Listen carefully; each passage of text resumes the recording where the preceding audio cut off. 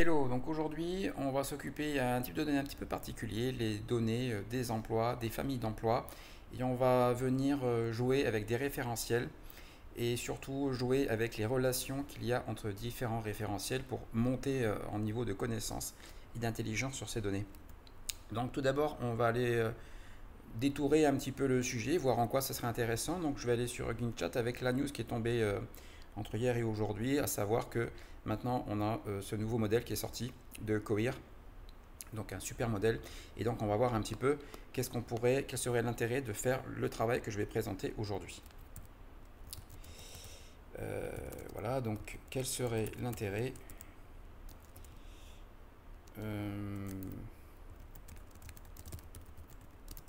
autour des emplois, des référentiels d'emploi et de les lier par exemple au code ROM. Donc le code ROM, hein, le référentiel donc maintenu par France Travail, donc c'est le référentiel opérationnel et les fiches métiers. Donc c'est vraiment le sujet du jour, les fiches métiers. Et donc voilà pour les codes ROM. Donc c'est parti. Alors, donc standardisation et classification cohérente, oui, ça va nous permettre de nous rattacher à des standards, même si on a des métiers qui sont custom, qui sont décrits par un pays par rapport à des besoins spécifiques ou par une organisation. On va pouvoir venir se raccrocher et donc bénéficier de la connaissance que d'autres ont déjà préparée sur ces standards. Donc là, le standard, par exemple, ça va être le code ROM. Classifier et décrire les métiers et les emplois en liant ces données d'emploi au code ROM. Vous pouvez standardiser et classer les emplois de manière cohérente. Oui, c'est ça. Cela facilite la comparaison et l'analyse des emplois et permet une meilleure compréhension du marché du travail. Ça, je ne vous cache pas que c'est vraiment mon objectif final. Essayer d'affiner tous les travaux, tout ce qui gravite autour d'une offre d'emploi et voir comment elle s'insère dans ces référentiels pour une meilleure indexation, pour une meilleure découverte, pour ce genre de choses. Donc ensuite on passe au point 2. Bon, déjà la réponse, vous voyez que c'est une super qualité hein, au passage. Donc analyse du marché du travail. Les codes ROM peuvent fournir des informations précieuses sur le marché du travail telles que les tendances de l'emploi, des compétences requises, des salaires et de la demande pour différents métiers. En préparant les données d'emploi en fonction des codes ROM, vous pouvez analyser et suivre ces tendances, ce qui peut aider les employeurs, les chercheurs d'emploi, les agences pour l'emploi et les décideurs politiques à prendre des décisions éclairées. Ça, on va tout de suite aller regarder très rapidement à quoi ça fait référence. Évidemment, on va s'appuyer sur de l'open data et de l'open data interopérable. Donc, les codes ROM sont publiés sur DataGouv.nc. Donc voilà, on est là. Et donc, vous voyez qu'on a deux hits. Super intéressant. Donc, le tableau des activités professionnelles de Nouvelle-Calédonie. Donc, vous voyez, c'est un jeu de données qui est contextualisé à la Nouvelle-Calédonie, avec plein d'informations dont on peut hériter si on fait la jointure. Vous voyez, ici, le code ROM. Et ensuite, le code ROM, ici, le référentiel, donc maintenu par DataGouv.nc, avec le code, le grand domaine, le domaine, et voilà. Donc ça, c'est la première chose. Et bien sûr, les bénéfices. Donc là, on est côté référentiel, on a le squelette des emplois standardisés. Et si je vais jouer sur les emplois, donc par exemple, ici, je vais pouvoir venir jouer sur les offres d'emploi. Et qu'est-ce que je vais retrouver? Le code ROM. Donc vous voyez que tout commence à s'imbriquer sur le domaine de l'emploi et contextualisé à la Nouvelle-Calédonie. Ça, c'est pour les principaux référentiels et les bénéfices qu'on peut avoir à la clé. Donc je reviens à l'analyse. Donc là, on a traité le point 2. Ensuite, les emplois, mise en correspondance des emplois et des compétences. Donc là, on rentre encore un petit peu plus profondément. Un emploi, il y a une liste de compétences, de savoir-être, de savoir-faire. Et donc, si on a ça, on va pouvoir venir s'attacher à ça et là vraiment monter de manière très importante en niveau de connaissance. Et puis, mieux tailler les offres d'emploi, ce genre de choses. Donc, les codes ROM décrivent les compétences, les qualifications et les tâches associées à chaque emploi. En liant les données d'emploi au code ROM, vous pouvez mettre en correspondance les emplois avec les personnes. Voilà, ça y est, là, on arrive au noyau de la chose. et de leur expérience. Donc là, vous voyez qu'on commence à rentrer dans le tissu RH. On peut même descendre au niveau du recrutement et des systèmes d'information des ressources humaines. Cela peut aider des chercheurs d'emploi à trouver des emplois. Donc là, on part sur la partie recrutement, comment attirer des talents. Si on tune bien nos données, nos métiers, nos compétences, alors on va pouvoir faire du matching à l'échelle sur les compétences qui sont dans la nature en Nouvelle-Calédonie ou en dehors. Et aider les employeurs à trouver les candidats qualifiés. Donc vous voyez que c'est une relation qui est bien bilatérale. Donc super intéressant et on continue à avancer. Donc tout ça, on va le faire avec de la donnée. Planification de carrière et développement personnel. Les codes ROM peuvent aider les individus à planifier leur carrière et identifier les voies de développement. Ben oui, puisque si on a les données, on va voir qu'il y a quand même une structure de proximité entre des métiers, des compétences et qu'on va peut-être pouvoir naviguer dans sa carrière au sein d'une même famille, d'une grande famille ou d'une famille plus restreinte. En préparant les données d'emploi en fonction des codes ROM, c'est ce qu'on va s'en occuper, les individus peuvent explorer les différents emplois au sein d'un domaine, identifier les compétences requises, progresser et découvrir de nouvelles opportunités de carrière. Voilà, ça c'est vraiment ce qui nous intéresse. Amélioration des politiques d'emploi et des programmes de formation. Les données d'emploi liées au code ROM peuvent former les décideurs politiques et les organismes de formation sur les besoins du marché du travail. Cela peut conduire à des politiques d'emploi mieux ciblées. Donc là, on commence à monter dans la stratégie, au niveau d'un pays, par exemple. À des programmes de formation plus pertinents. Donc là, ça peut donner lieu, par exemple, à la mise en œuvre data-driven de plans de formation en interne dans des entreprises, dans des organisations. Et là, vous voyez que on ne parle pas de public ou de privé, on parle juste d'emploi, de compétences. Et super intéressant, l'adéquation entre l'offre et la demande. Donc ça, c'est la fameuse balance. Et on va voir un petit peu comment on se rapproche de ces choses-là avec de la data.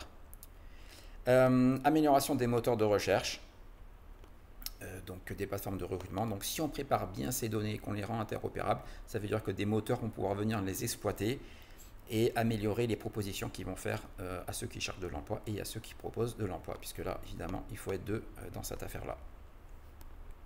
La plateforme de recherche d'emploi et de recrutement peut utiliser les codes ROM pour améliorer la précision des recherches et des mises en correspondance entre les emplois et les candidats. Voilà, cela peut conduire à une expérience utilisateur améliorée. C'est exactement ce qu'on recherche.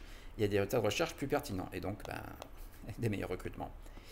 En résumé, la préparation et la liaison des données sur les emplois et les référentiels d'emploi au code ROM peuvent contribuer à une meilleure compréhension du marché du travail, à une meilleure adéquation entre les emplois et les compétences.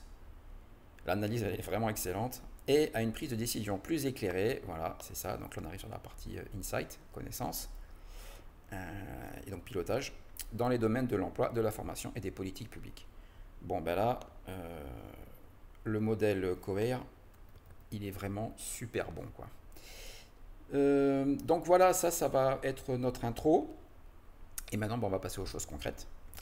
Donc, on va s'occuper des fiches emploi en Nouvelle-Calédonie. Je vais contextualiser ça à la Nouvelle-Calédonie et en particulier sur ces données-là. Donc, les fiches emploi. Donc, le répertoire des emplois, fiches emploi structurées en rubrique correspondent à des thèmes. Donc, on est là et donc on est bien dans le répertoire des emplois, gouvernement Nouvelle-Calédonie.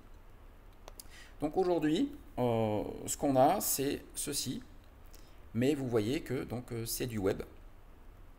Et nous, ce qu'on va faire, c'est qu'on va venir raccrocher les wagons avec tous les métiers qui sont ici, avec des référentiels de manière interopérable, et puis de relivrer le tout bien packagé, bien clean, avec différentes sortes de données. Éléments intéressants, donc vous voyez que là, par exemple, on a la famille, donc ça c'est la première notion. Vous voyez qu'il n'y a pas de notion de code ROM ici à ce stade.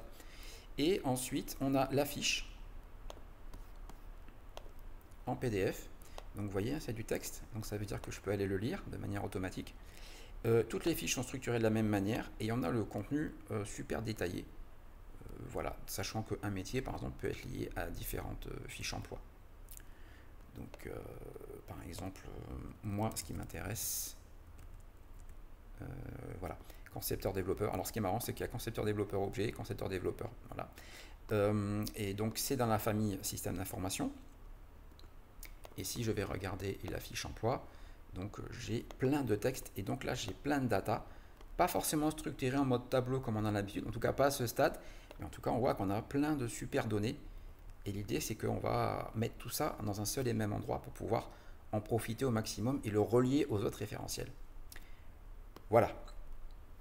Alors, le job, ici, c'est le notebook qui s'occupe de préparer les données, c'est le moteur. Donc, ce qui se passe, c'est que donc on crée la base de données, comme souvent, et ensuite je vais créer une table temporaire qui se base sur des données que j'ai préparées manuellement. Donc cette repo, elle est en open data. Hein. Data fiche emploi, donc je vais aller vous montrer la repo. Ok, donc là on a la repo, on a qu'est-ce que c'est que cette repo, d'où viennent les données, donc toujours citer les sources. Voilà, un petit readme, à quoi ça sert? Les fiches emploi Nouvelle-Calédonie, elles sont là. Comme ressources, donc les fiches emploi, et puis le glossaire. Voilà. Donc là, tout est expliqué. Hein. Qu'est-ce qu'une activité? Tout est super bien expliqué. Et ensuite, on a la partie data. Et c'est là que ça va se passer. Donc, ça va se composer en deux fichiers. Donc là, évidemment, hein, il faut s'y coller, entre guillemets. Donc là, ça consiste à prendre la page web des emplois et l'avoir en mode CSV interopérable. Donc vous voyez qu'on a la famille, le titre et puis l'URL. Et donc ça a été fait et partagé en open data directement sur GitHub. Donc ce dépôt de données a été constitué. Et ensuite, on va venir rattacher les familles, parce que c'était le plus simple de se rattacher. Donc on rattache une famille à un code ROM. Voilà, donc en fait, on a deux structures de données qui sont là, qui sont disponibles. Et comme vous pouvez le voir,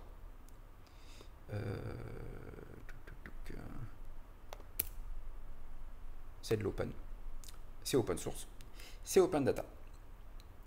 Si jamais on devait faire des modifications, ben, n'hésitez pas à venir faire une pull request et à dire ben non, pour moi, ce métier-là, c'est plutôt I 1603 par exemple. Donc c'est un processus collaboratif. Donc là, on a nos données, le mapping est fait, il est prêt, entre guillemets, il n'y a plus qu'à. Et on va venir charger ça. Donc ce qui est bien avec DocDB, c'est que on crée une table temporaire et on charge toutes ces données. Voilà. Donc là, on a les fiches emploi. Donc en gros, on a la page web des emplois, mais en format table. Et ensuite, grâce à cette table, je vais venir charger les différentes familles d'emplois. Donc là, vous voyez qu'avec juste du select, je crée une table. Et donc là, je retrouve mes... Donc on part de 0, on arrive à 40. Donc ça nous fait 41 familles. Voilà, elles sont classées dans l'alphabétique. Donc ça, c'est la première chose. Et ensuite, pareil, on va venir charger les fiches. Donc là, vous voyez qu'on retrouve en mode data exactement les données des fiches emploi. Donc, si je trouve emploi Nouvelle-Calédonie, on va juste aller jeter un petit coup d'œil.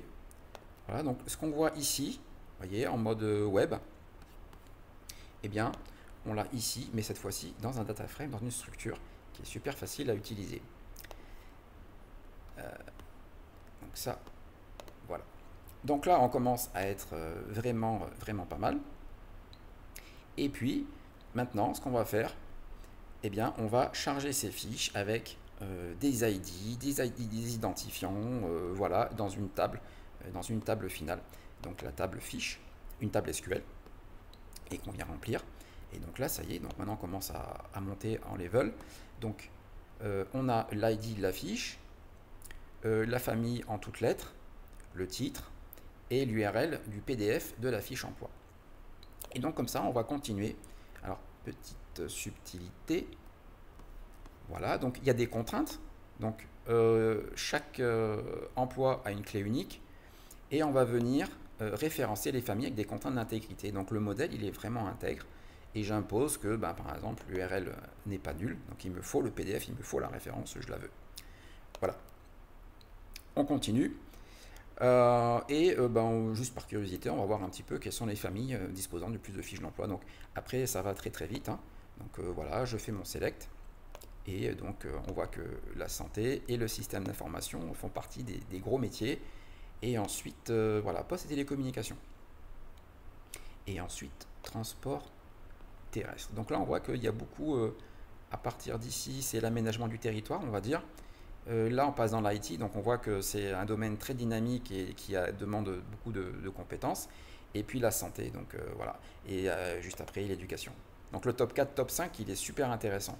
Voilà, de la prévention jusqu'à la santé. Donc ça, on va pas dire que c'est un report, mais bon, déjà, c'est quelque chose qu'on n'avait pas avant, en tout cas pas facilement. Donc là, c'est délivré. Et ensuite, ce qu'on va faire, c'est qu'on va venir lier ces données-là au code ROM avec la structure de données que je vous ai montré tout à l'heure. Juste, voilà. Donc ça veut dire qu'on a très concrètement une famille et un code ROM. Donc ça a été fait à la main par mes soins. Et donc je crée ça dans une table et ensuite je viens compléter la table des familles. Donc vous voyez, je rajoute une colonne code ROM et je viens dire que pour chaque emploi, hop, je viens rajouter le code ROM. Donc l'opération est menée. On voit que la base, elle est intègre. Et ensuite, je viens enrichir avec le domaine professionnel, le grand domaine. Là, par exemple, je vous l'ai montré tout à l'heure très rapidement, mais on va revenir dessus. Donc ces notions-là, voilà, hop, ce sont des notions qu'on a ici. Donc là, je les recalcule localement parce que c'est pratique à avoir. Donc vous voyez, par exemple, grand domaine, donc je prends juste le premier caractère. Donc ma structure de famille d'emploi a été enrichie et désormais elle ressemble à ça. Donc vous voyez que déjà ça commence à bien s'enrichir et à être fortement structuré, puisque maintenant si je veux aller faire des jointures sur d'autres fichiers, ça n'est pas un problème. Également, ce qu'on a vu, c'est que sur les emplois, on a des PDF. Les PDF qui décrivent tout le contenu. Donc là, maintenant qu'on a les URL, ce qu'on fait, c'est que on va regarder pour chaque fiche le PDF et on va le télécharger et on va le stocker. Donc là, il y a eu un petit souci pour la 8 et la 10. Et ça veut dire que en output, donc vous voyez que ici, j'ai tous les PDF qui font partie de mon jeu de données. Donc en sortie, on a un fichier CSV parce que les gens aiment bien les fichiers CSV. On a notre base de données. Et on a également des exports prêts à l'emploi, au cas où, et les fiches PDF. Donc là, on vient de finir le téléchargement des PDF. Ça fait partie de notre dataset. Et ensuite, entre guillemets, pour être sympa, pour simplifier l'expérience data analyst, je crée une vue VW fiche avec la famille, le code ROM, le code ROM domaine professionnel, le titre, donc c'est le titre de la fiche, l'ID et l'URL. Voilà, je fais ma jointure. Et à la fin, donc j'ai un tableau bien clean avec pas mal d'informations et que je peux venir exploiter. Également ensuite, des petits rapports prêts à l'emploi. Quand on arrive sur une base comme ça, on peut découvrir des trucs. Bon ben voilà, donc la distribution. Donc on voit que par exemple sur le code ROM K, donc le grand domaine K, on est à 23, donc il est énorme. Il est limite démesuré par rapport aux autres. Hein, il est plus de 3 fois plus important que le I. Donc voilà. Et ensuite, comme d'habitude, je fais mes exports dans des fichiers pour une interopérabilité maximale. Après, si on en veut plus, il suffit de demander. Donc, ce notebook, on voit que donc il fait pas mal de boulot. En entrée, il a du web et en sortie, il a une base de données, des PDF, plein de contenus structurés qu'on peut lier les uns aux autres. Donc voilà. en sortie de ce notebook, donc là ce que je vais faire, c'est que je vais le rendre public en direct, comme d'habitude, parce que c'est cool, et qu'on aime faire de l'open data. Donc voilà. Donc le notebook maintenant, il est public. Et ce notebook, sa vocation, vous voyez, il a un petit boulon pour dire qu'en fait c'est un notebook de travail. Et son travail, c'est de préparer les données pour les publier ailleurs, pour que ce soit toujours plus facile à utiliser. Hop là. Donc,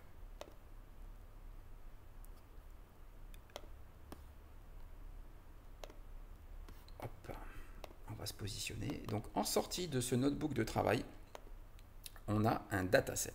Donc, les datasets Kaggle, c'est un endroit où c'est la vitrine d'un jeu de données.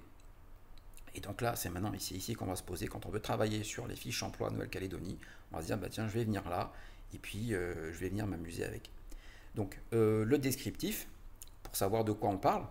Donc voilà, ce dataset met à disposition de manière interopérable le répertoire des emplois de services publics de la Nouvelle-Calédonie. Donc on sait tout de suite de quoi il s'agit, afin qu'il puisse être intégré en tant que référentiel et lié à d'autres référentiels. Voilà, c'est vraiment le but de ce dataset, tel que le code-rom. Donc hop, qu'est-ce que c'est que le code-rom? Tout se documente, voilà, on est là. Le jeu de données est enrichi afin de permettre une expérience data optimale. Voilà, ça c'est la partie GitHub de lien avec les emplois et les code-rom. Comme ressources, donc le site officiel du gouvernement de Nouvelle-Calédonie, donc les fiches emploi, donc on est là. Les données de mapping entre les fiches emploi et les code-rom, on est ici, avec, très important, ces deux fichiers qui font tout le boulot. Et ensuite, le code-rom et les fiches métiers, qu'est-ce que c'est? Donc les détails ici, avec maintenu par France Travail. Donc vous voyez, on vient se plugger sur pas mal de référentiels. Et donc après, qu'est-ce qu'on a?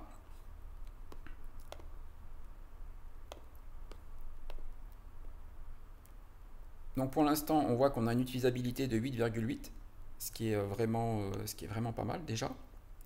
Et ensuite, on a les données. Donc, qu'est-ce qu'on a comme données? On a la base de données. Donc, la base de données enrichie au format DuckDB. D'où viennent ces données? Ces données viennent d'un calcul, de travaux, de jointure. Donc, la source, elle est ici. Donc, c'est par transparence. Et puis, ensuite, on a les CSV prêts à l'emploi avec un reporting de haut niveau qui nous permet d'explorer tout de suite la nature des données. Donc au niveau colonne, on peut se balader, voilà. Donc ça, c'est si on veut se dire, tiens, qu'est-ce que c'est que ce jeu de données, à quoi ça ressemble, hop, tout de suite, sans aucun effort, sans aucun développement, on voit de quoi il s'agit. Hop.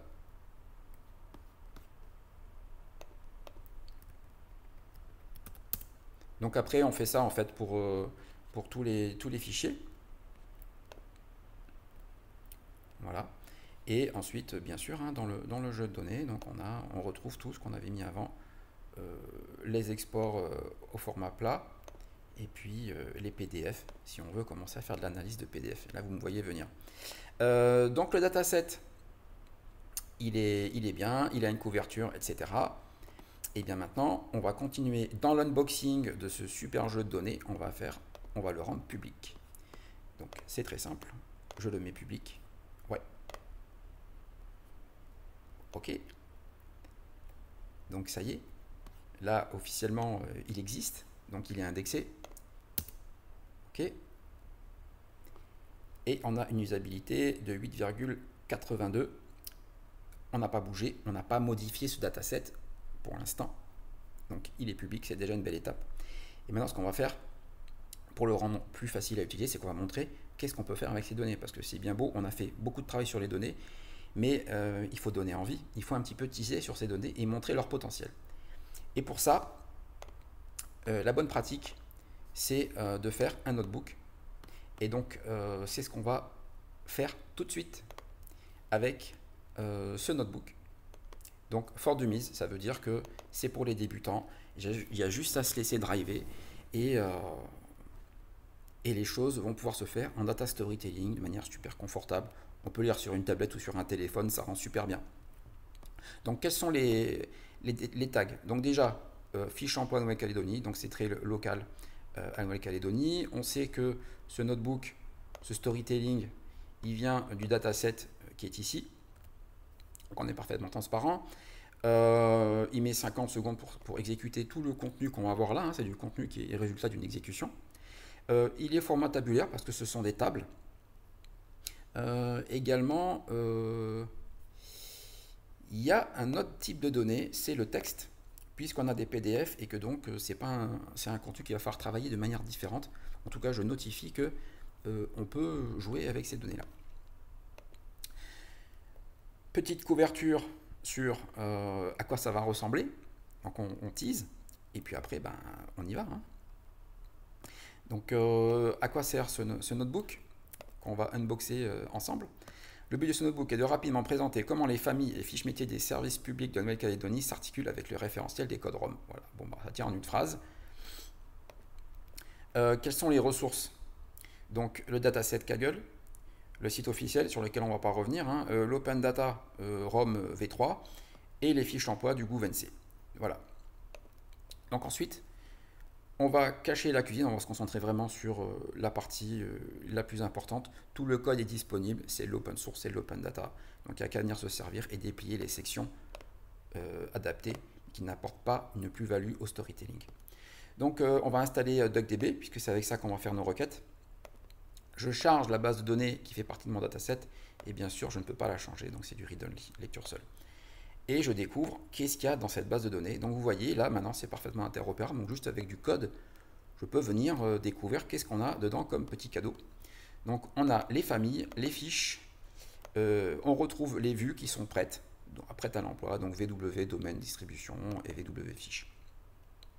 Donc après, bah, il suffit d'aller laisser courir notre curiosité sur ces données-là. Donc par exemple, l'imbrication des familles d'emploi et des grands domaines code ROM.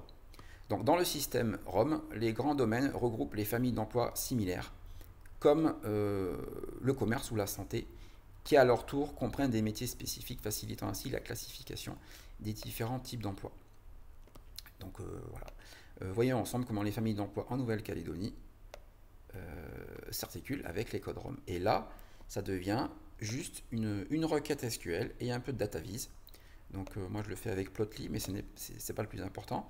Donc hop, voilà, tout se passe ici. Donc from famille, le code ROM, donc du grand domaine, le domaine professionnel, l'ID de la famille d'emploi et le nombre. Voilà. La petite astuce avec DuckDB qui est vachement sympa, c'est le group by all. Je n'ai pas besoin de m'occuper des colonnes, il va tout de suite comprendre que ce que je veux, c'est le group by par ces colonnes-là. Et ensuite, je demande à me dessiner le chart. Et donc, le voilà. Donc là, grâce à ces données, on découvre les fiches emploi d'une autre manière, plus interactive. Ce que je vais faire, c'est que je vais zoomer un petit peu. Voilà. Donc c'est une façon de représenter les données. Donc on voit déjà ce qu'on avait vu, hein, c'est que le grand domaine K est énorme. Il fait la moitié et puis après on bascule sur I.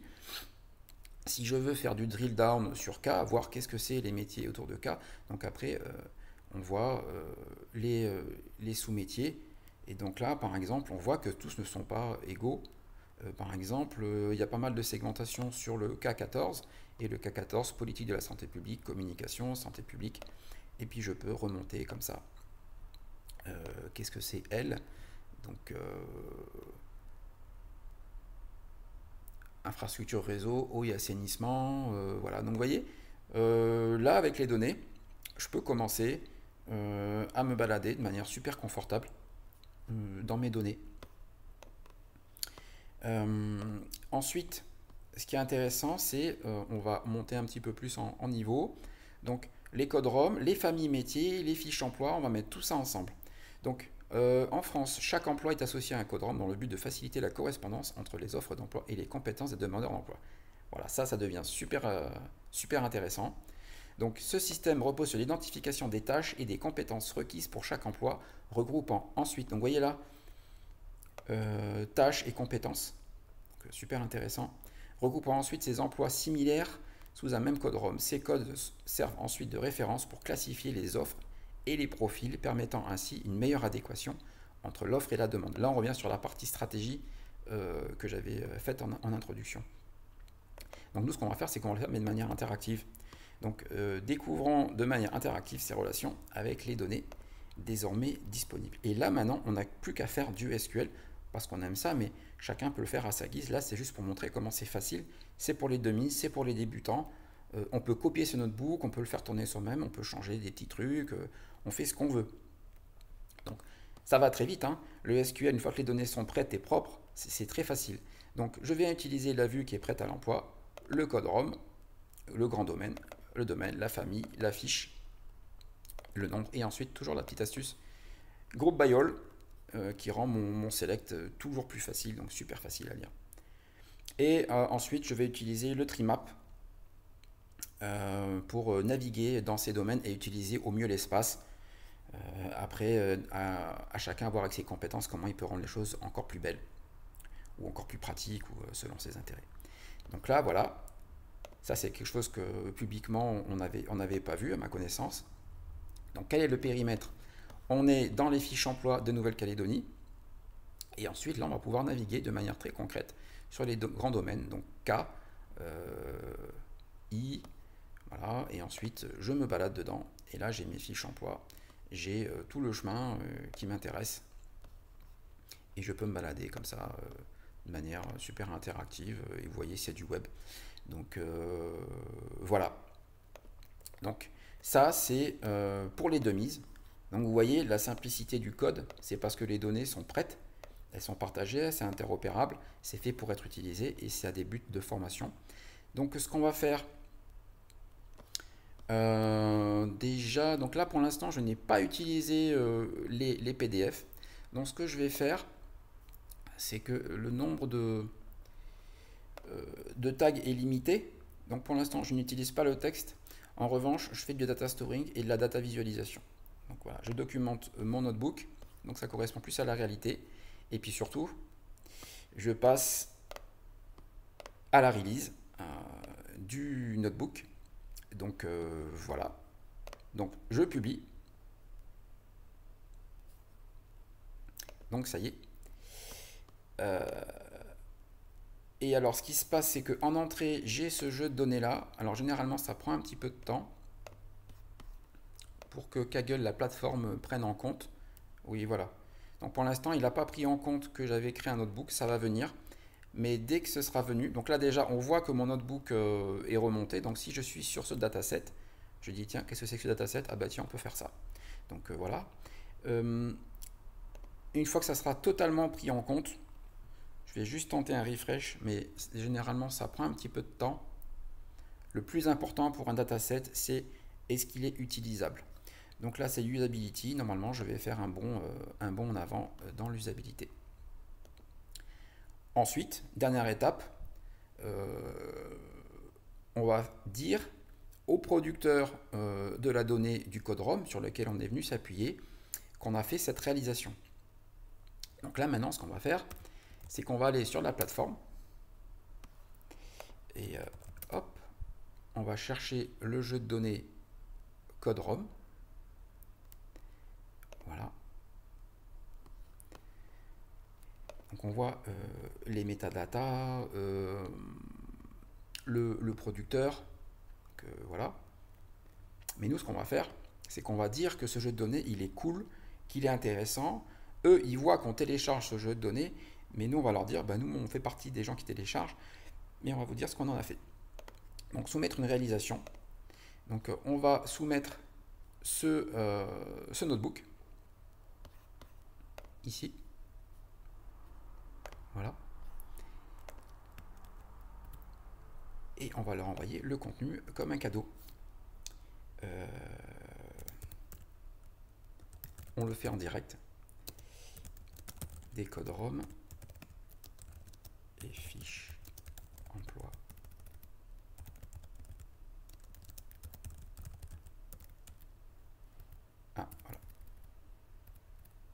je vais utiliser le trigramme ISO. Voilà.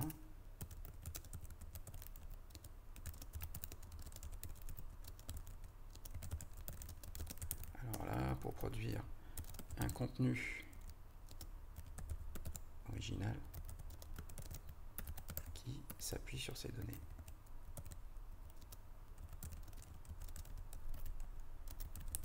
Afin de permettre à d'autres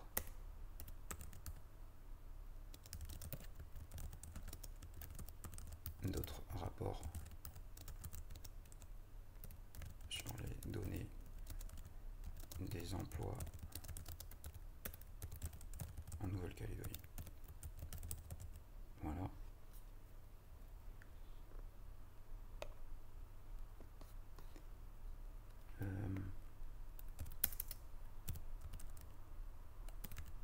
Donc ça, c'est un petit cadeau qu'on fait aux plateformes.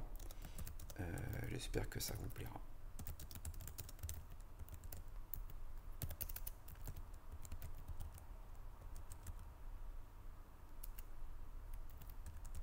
Voilà. Hop. Je mets ça. Ensuite, il y a une cover. Donc, ce que je vais faire, c'est que je vais enregistrer l'image.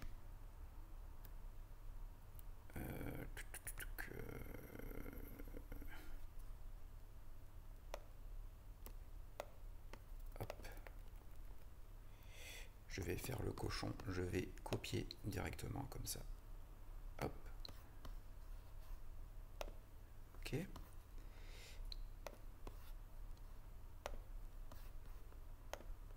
Voilà.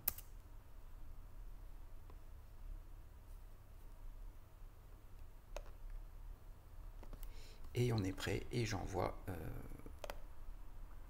ma contribution. Votre contribution va bientôt être étudiée. Voilà. Donc on a fait le boulot de bout en bout. C'est la fin de la démo. Le dataset est disponible. Il y a un notebook. Et vous voyez, c'est pas difficile. Le code est là. Il suffit de venir l'exploiter pour apprendre et puis donner des feedbacks. Donc il y a toujours des commentaires qu'on peut faire, demander des évols ou soumettre votre propre notebook ou demander d'autres données qui vont...